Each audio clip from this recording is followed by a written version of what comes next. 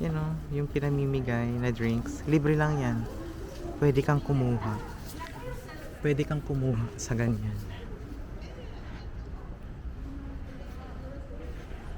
Ito yung mga cherry blossom trees ulit. Akala ko may ano na siya. May mga flowers. Wala pa pala. Parang ano pa lang siya. Yan, ganyan. Yan o. Hintayin lang natin mga 1 to 2 weeks. Babalik tayo dito. Ito naman yung kanina din, yung plum blossom eme. You know. Diba? Parang too good to be true yung mga itsura nila dito. Ganda. Oh my God.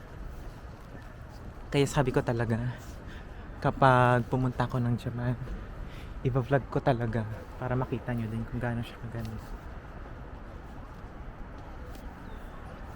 Ayun. Well, marami tayong itinerary na kailangan gawin. Maimimit din akong friend na nakapangasawa ng Hapon at dito na din siya tumira. Yun, imimit ko din yun. Tsaka may isa rin akong tita-titahan dito. Imimit ko din siya para maibigay ko din naman yung ipinasabay sa akin. We're heading at Tobe Station. Sa Tobe, magtatap up ako ng, ayun nga yung sa Beep Card. Yun ang aura natin.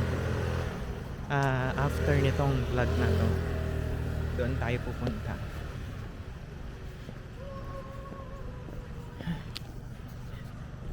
Ang weather ngayon is gloomy.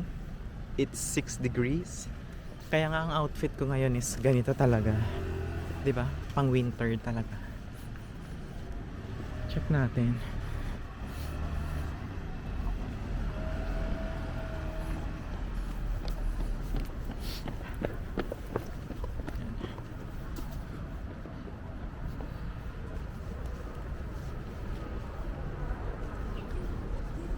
Saan nga ba yung Tobe? Parang lumampas na ata. Yun. Lumampas na ako. Ayun siya, Mi. Yun. Yun. Ito yung police dito.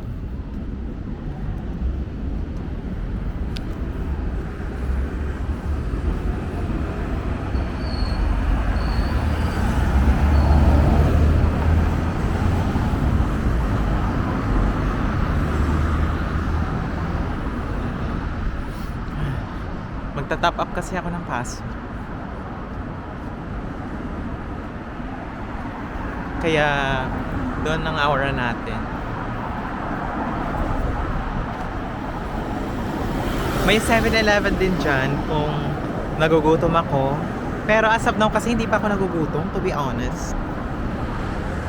Kasi nga kumain kami ng beef kagabi ni Afam. Kaya hindi pa ako nagugutom. Yun ang maganda kapag beef ang kinakain. Bukod sa healthy, matagal kasi siyang matunaw sa tiyan, di ba? Kaya medyo hindi ka ba nagugutom.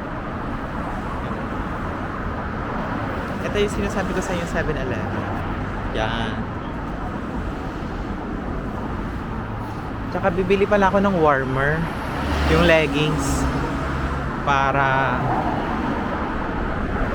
hindi naman ako nilalamig. Yan. Magta-top up lang tayo. Turo ko na din sa inyo para if makapunta kayo dito sa Japan, alam nyo na yung gagawin nyo. Top up lang naman siya. Binigyan niya kasi ako ng pera para pang top up. Para no need na for for top up. Hold on.